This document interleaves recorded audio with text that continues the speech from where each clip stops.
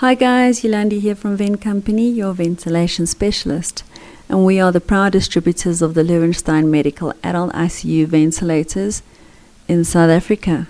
And today we're going to have a look at starting ventilation on the Elisa ICU ventilator. For the purposes of this video, we are operating in simulation mode. Please remember to familiarize yourself with the basic instructions for use manual with regards to starting ventilation. After performing the circuit test, you will be taken to the standby screen, as you see here in front of you. You will observe interface options for the same patient or a new patient.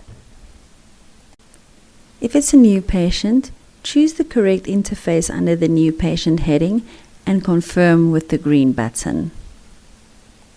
A small work window will open at the bottom of the screen. In this window you can enter the patient's height, if available. This is helpful for the machine to calculate the ideal body weight.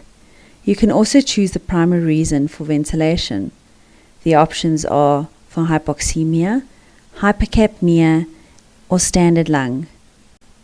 Press the Start Ventilation button to initiate the therapy.